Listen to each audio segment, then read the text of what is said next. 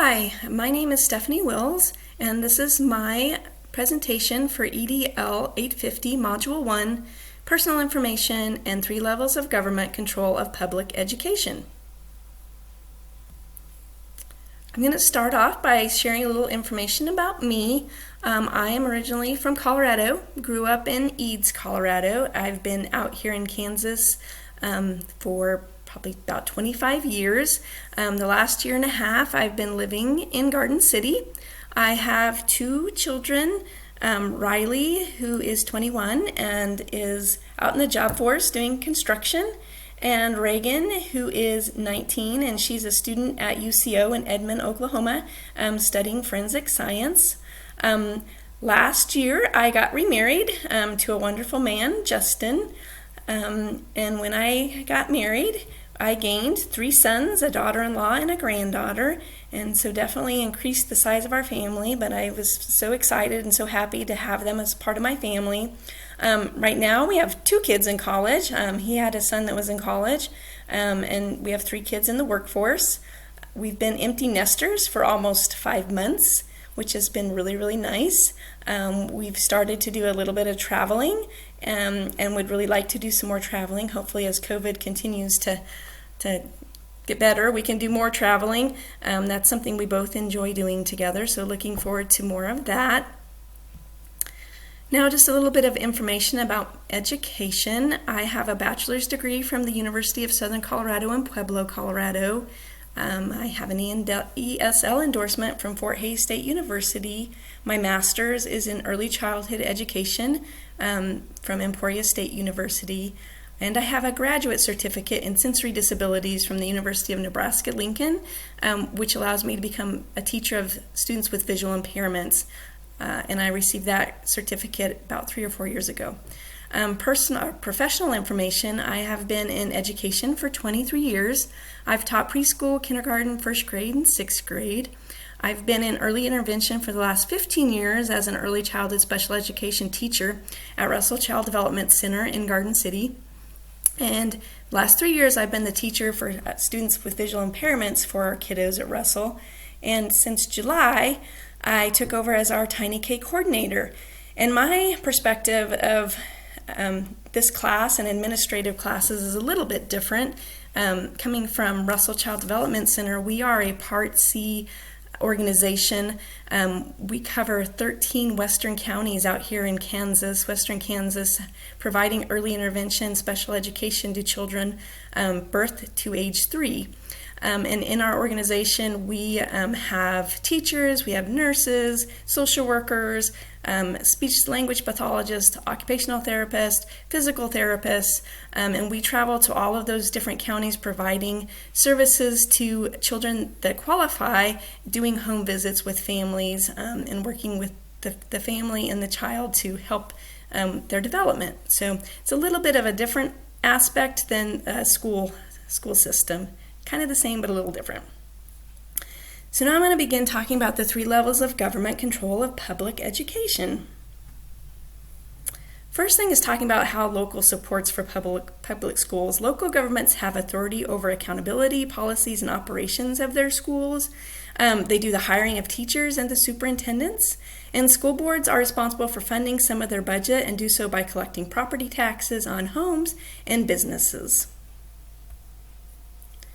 State support for public schooling. States establish education standards for subjects.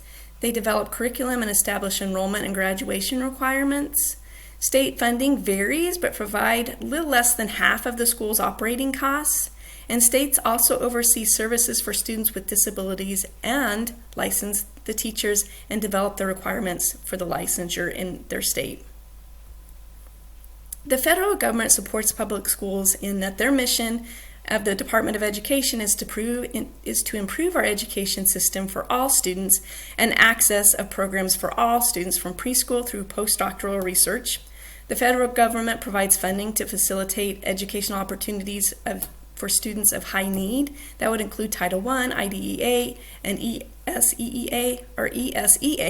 Title I provides funds to schools that have large populations of low-income students. The federal government should support educational research and development to guide states and local policies and practices. The federal government should support states and local education systems in continuing improvement, and the federal government also enforces discrimination laws. Who is in charge in each of these governments? Local would be the school board. It can be either elected or appointed. They are unpaid. Superintendent, which is paid position. At the state level, it's the Department of Education, KSDE, Kansas Board of Education, which are elected officials. Commissioner of Education, who is Randy Watson, and that's a paid position.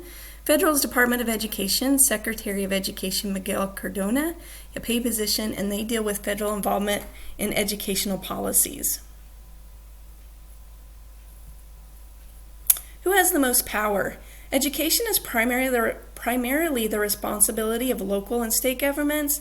They develop curriculum and determine enrollment and graduation requirements. However, the local government makes most of those decisions. They take the information from the state, from the federal guidelines, and develop those to meet their local community and schools the best that they can. Government influence. When we're talking about our learning outcomes 6.1, evaluate, develop, and implement management, communication, technology, school-level governance, and operation systems that support each student's learning needs and prompt the mission and vision of the school. We're talking more about the local government.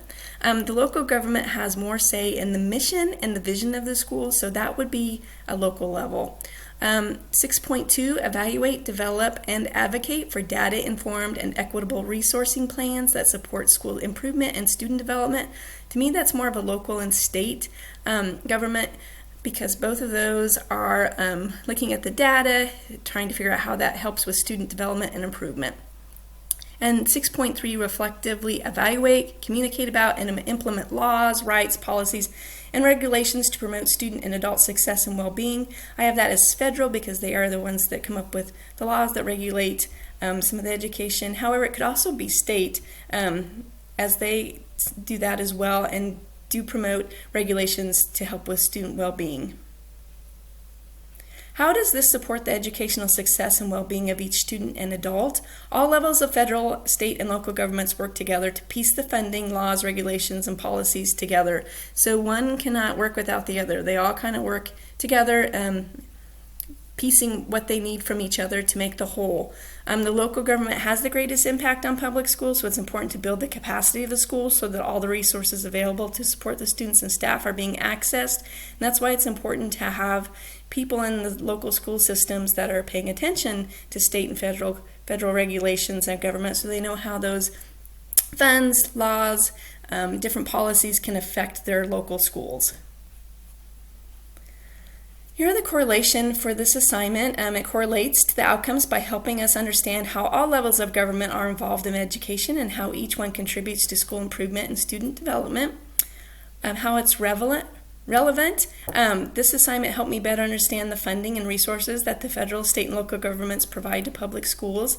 As a principal, it'll be part of my job to go over funding with stakeholders such as the Board of Education. It's also important for me to understand how the funding relates to different programs such as Title I, IDEA, those kind of programs that would be in the school. Reflection. As a principal, it will be important for me to know how funding works. I need to know what funding is available so I can make decisions about hiring new teachers and what is available in the budget. As I said, Russell Child Development Center is a little bit different in how we hire our teachers throughout the year. So I'm in the process right now of hiring some new staff. And it was part of that process was finding out how much my budget was for employees. So it's important to make sure that my organization is meeting all the requirements they need to receive the funding from federal, state, local governments. It's also important to look into what kind of grants, what kind of different things are available and funds that are available that we may be able to access. And that can mean that I need to prepare reports and document outcomes to present for funding. I also like the information about the MOUs, memorandums of understanding. That's one thing that we do. We transition kids to Part B services in 4 different Part B areas. So I had to do that this year. I had to write 4 MOUs to specifically designate our roles as we interact with them, since our responsibilities and services overlapped, and it had to talk about what each one of those looked like in the Part B and Part C areas. So definitely information that I need to know as I continue to learn and to develop my skills as a leader and a Tiny K coordinator in my organization. And then here are my references. Thank you for your time.